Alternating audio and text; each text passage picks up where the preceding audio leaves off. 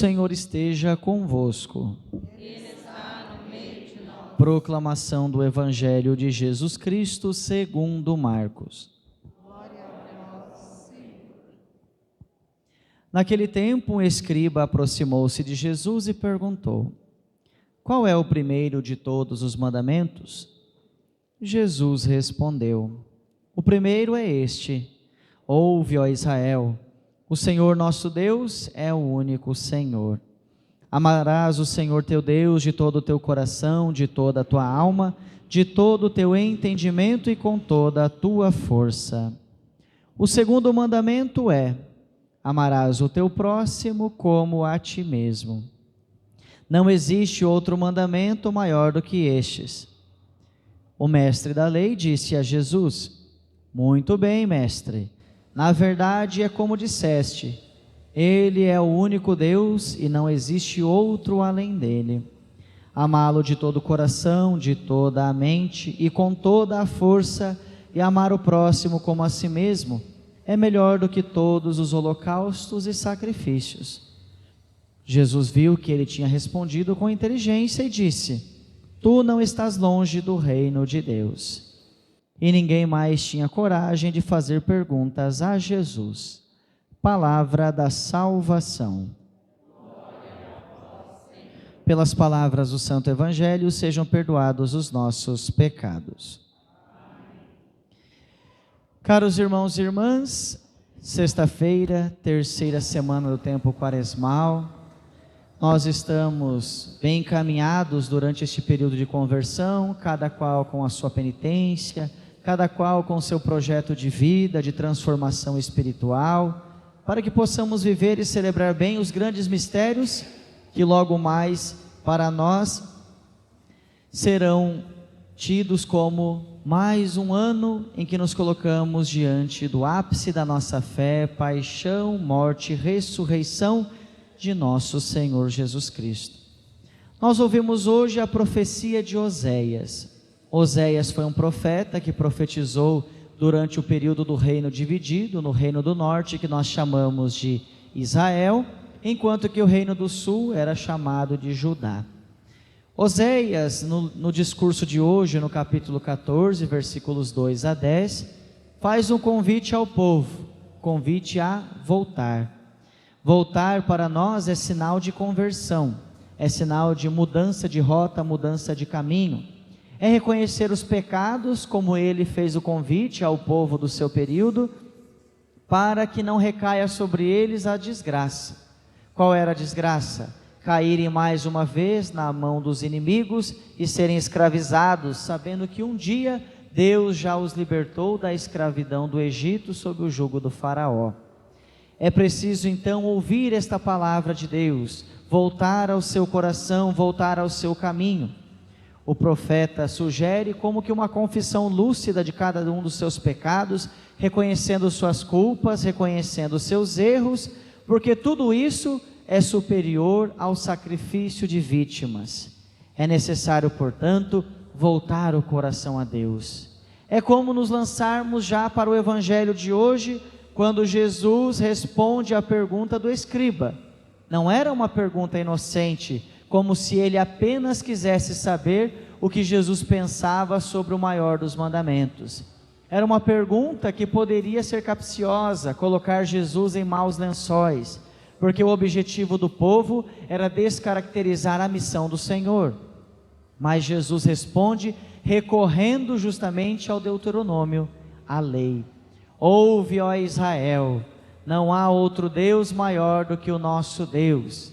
Amá-lo de todo o coração, de toda a tua alma, de todo o teu entendimento e com toda a tua força. Este é o maior dos mandamentos. Aliás, este é o primeiro dos mandamentos. O segundo é amar o próximo como a ti mesmo. Jesus chama a atenção do povo para viver e celebrar a vida da lei que foi dada por Deus para que todo mundo pudesse seguir, não apenas como um preceito meramente, mas na realidade do amor verdadeiro daqueles que estão unidos ao Senhor. O amor é a grande característica daqueles que seguem os mandamentos. Seguir os mandamentos cegamente não aproxima de Deus. Oferecer vítimas de holocaustos acabam sendo inferiores para aquele período do que viver o amor a Deus e ao próximo. O que Jesus quer nos dizer? Não adianta em nossa vida querermos realizar tantos sacrifícios, tantas penitências, se nós esquecemos de algo fundamental: o amor a Deus e ao próximo. Quem diz que ama a Deus e odeia o seu irmão é mentiroso, já nos diz o apóstolo. Para dizermos que amamos a Deus, é preciso verdadeiramente amar todos aqueles que nos cercam. Jesus nos ensinou a sermos superior a qualquer um dos preceitos. O que devemos fazer? Amar até os nossos inimigos. Amar é uma decisão, é uma tomada de decisão da própria vida. Amar é desprender-se da nossa arrogância e do nosso egoísmo. Nós já falamos tantas vezes, desde que eu cheguei aqui, que a palavra egoísmo é tão terrível que a palavra egoísmo pode ser associada à doença do eu. Já recordaram que o padre falou no ano passado sobre isso? A doença do eu. Porque eu, porque eu, porque eu, porque eu. É tão terrível essa doença. Essa doença nos afasta da grandeza de Deus, porque nós vamos inflando o nosso ego. Por isso que a palavra começa com ego, egoísmo. Vem do latim o ego, que significa eu. Eu colocado em primeiro lugar, eu acima de tudo, eu na frente de todos. Esta doença é terrível, destrói o nosso coração, destrói a nossa vida, nos impede de amar, porque quem é egoísta não ama nada nem ninguém, ama somente a si mesmo. O egoísmo nos afasta do Senhor. O egoísmo nos prende numa arrogância tão grande interior, que não permite que a bondade de Deus atinja o nosso coração, nos ajude a converter. E o egoísta, ele tem vários perfis, não sei se vocês sabem disso. O egoísta, ele supervaloriza tudo aquilo que é seu, acima de qualquer coisa. O egoísta é aquele que fala de si mesmo o tempo inteiro e não tem espaço para ouvir o próximo. O egoísta coloca os seus desejos acima do desejo de qualquer outra pessoa, até mesmo dentro do lar. Como é terrível esta doença. Não é apenas um pecado, mas é uma doença da alma.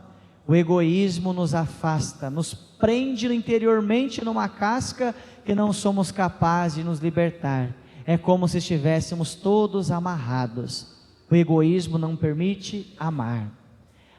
Diferente do egoísta, o humilde é aquele que ama verdadeiramente. O humilde não está buscando lugar de destaque, não está buscando um pódio, não está buscando concorrência com ninguém. Mas o humilde às vezes coloca os desejos do coletivo ou até mesmo de alguém que precisa acima dos seus.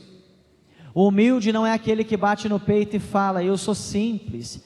Não é aquele que bate no peito e fala, eu vivo com tão pouco. Não é aquele que bate no peito e diz assim, eu não preciso de nada deste mundo, porque tudo aquilo que Deus me deu me basta. Porque quem é humilde não precisa falar para ninguém. Quem é humilde vive tudo isso. E a gente descobre pelo próprio testemunho. Quem é humilde, a gente vê e sente quando a gente tem algum tipo de relação, de amizade, uma relação de fraternidade dentro da comunidade, ou até mesmo dentro da relação conjugal, marido e mulher. Quem é humilde, demonstra não falando, mas com suas próprias atitudes. Muitas pessoas imersas na sua soberba, na sua arrogância e no seu egoísmo, ficam o tempo todo querendo mostrar ao mundo. Não precisamos mostrar ao mundo, se nós nos recordarmos da quarta-feira de cinzas que celebramos iniciando este tempo quaresmal. Nós vamos ouvir Jesus falando com toda a comunidade, principalmente com seus discípulos, sobre a dimensão do jejum, da oração e da caridade. Quando jejuardes, não desfigureis o rosto, para que ninguém saiba que está jejuando, mas somente o seu Pai que está no céu. Quando for exercitar a caridade, o que a tua mão direita der, que a tua esquerda não saiba, mas somente o teu Pai que está nos céus. Quando orardes, não fiqueis como os mestres da lei na rua, batendo no peito, gritando, para que todo mundo veja. Já receberam a sua recompensa. Mas entra no teu quarto, no íntimo, no silêncio do teu coração, e ali oferece a tua oração ao Senhor. E o teu Pai que vê o que está oculto, te dará a recompensa. Deus não está barganhando conosco. Deus não está, pelas palavras de Jesus, querendo fazer uma troca conosco. Pelo contrário, Deus está esperando que sejamos de fato verdadeiramente humildes, que nos desprendamos do nosso egoísmo e da nossa arrogância, e vivamos uma espiritualidade de verdade. Não é apenas botar a mãozinha posta, baixar a cabecinha, fechar o olho durante toda a missa, quando o padre está fazendo a homilia, para dizer para todo mundo como eu estou ouvindo todas as palavras, mas é guardar no coração, é ruminar aquilo dia a dia que nós ouvimos pela transmissão da palavra de Deus, para que no mundo a gente possa ser transmissor do amor e não do ódio. E como nós precisamos combater, principalmente hoje no seio da igreja, o ódio. Tantas pessoas que deixaram de lado o amor, deixaram de ouvir a palavra de Deus, e utilizando-se muitas vezes até das Sagradas Escrituras, querem disseminar o ódio ao mundo. A partir do momento em que nós utilizamos disso para fazer o que nós desejamos mundo afora, nós estamos mais uma vez cometendo os mesmos erros que cometeram os fariseus da época de Jesus. Não sejamos católicos farisaicos, sejamos católicos de verdade, aqueles que transmitem o amor, aqueles que se reconciliam com o irmão, aqueles que vão constantemente participar da vida sacramental da igreja, principalmente da Santa Missa, que é o ápice da nossa fé. Sejamos aqueles que buscam o sacramento da reconciliação, para nos desprender da grandeza pessoal, da nossa arrogância e nos reconhecermos pecadores, pobres de espírito, para alcançarmos a grandeza celeste que Deus há de nos conceder. Que o Senhor nos ajude, nos permita viver por esta quaresma, que continuamos ainda mais o mandamento do amor.